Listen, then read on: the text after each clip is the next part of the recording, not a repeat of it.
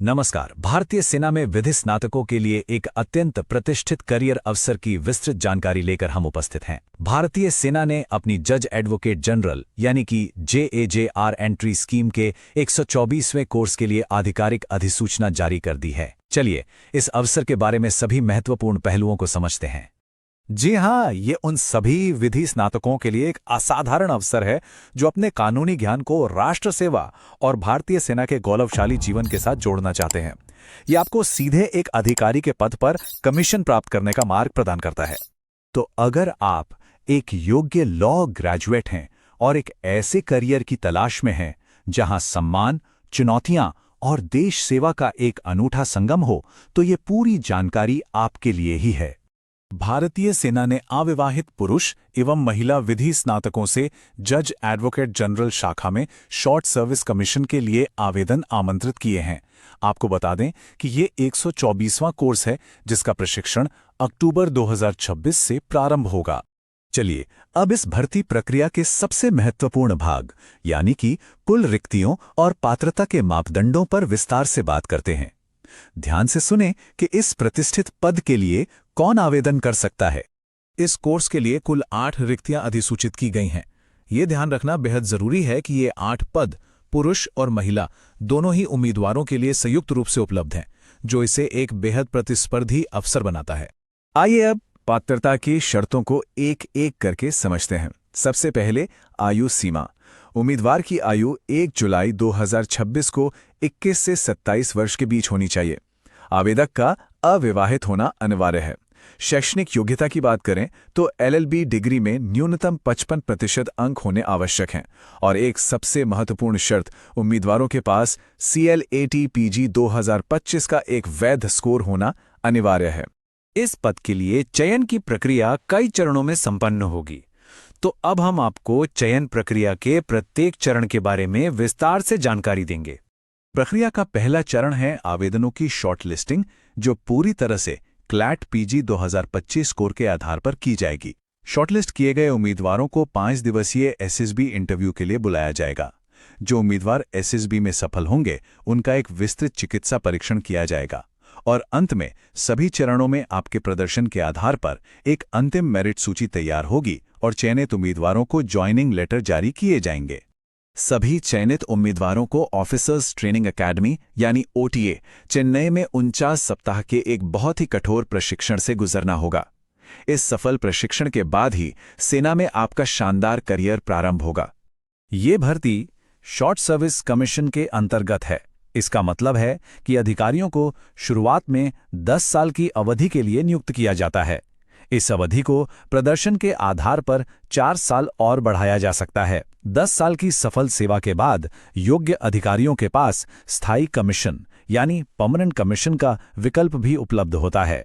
भारतीय सेना में पदोन्नति का एक बेहद स्पष्ट और संरचित मार्ग है। कमीशन मिलने पर आप लेफ्टिनेंट के पद पर नियुक्त होंगे। केवल 2 साल की सेवा के बाद आप कैप्टन बन जाएंगे।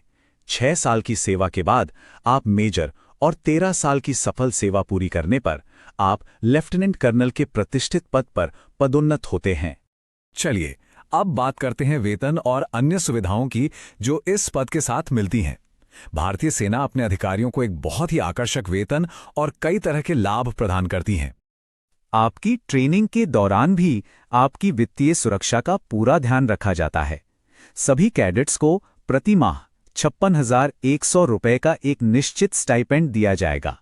कमीशन प्राप्त करने पर लेफ्टिनेंट के पद पर आपका वेतन लेवल 10 के अनुसार 56,100 रुपये से लेकर 1,77,500 रुपये के बीच होता है। जैसे जैसे आपकी पदोन्नति होती है, वेतन मान में भी उल्लेखनीय वृद्धि होती है, जैसा कि आप स्क्रीन पर देख सकते हैं। मूल वेतन के अलावा सेना की विशिष्ट सेवा शर्तों के लिए एक विशेष भुगतान भी निर्धारित है। लेफ्टिनेंट से लेकर ब्रिगेडियर रैंक तक के सभी अधिकारियों को प्रतिमाह 15,500 रुपये का मिलिट्री सर्विस पे यानी MSP भी दिया जाता है।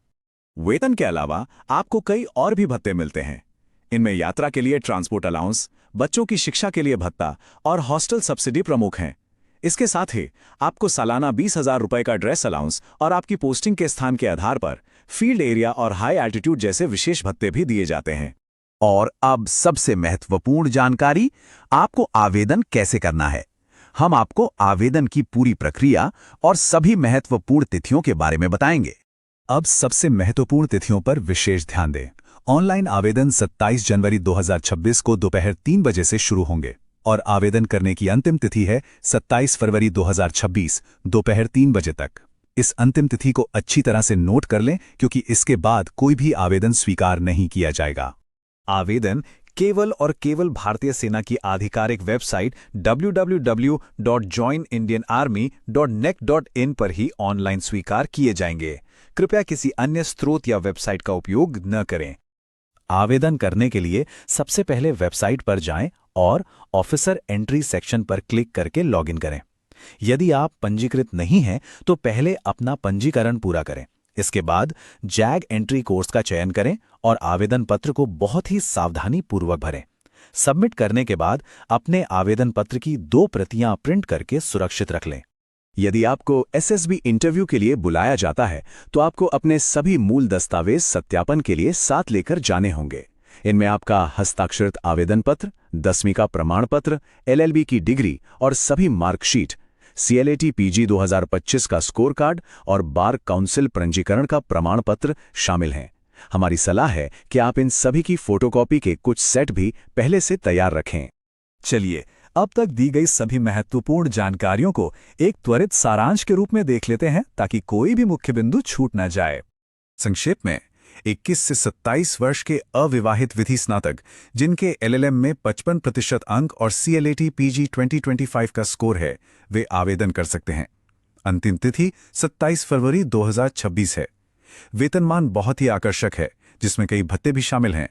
आपका अगला कदम होना चाहिए आधिकारिक वेबसाइट पर जाकर विस्तृत अधिसूचना को ध्यानपूर्वक पढ़ना। ये थी भारतीय सेना JAG एंट्री स्कीम 124 के बारे में संपूर्ण जानकारी। हमारा सुझाव है कि आवेदन करने से पहले आप आधिकारिक वेबसाइट से अधिसूचना डाउनलोड करके उसे बहुत ध्यान से अवश्य पढ़ें, ताकि कोई भी महत्वपूर्ण जानकारी आपसे न छूटे।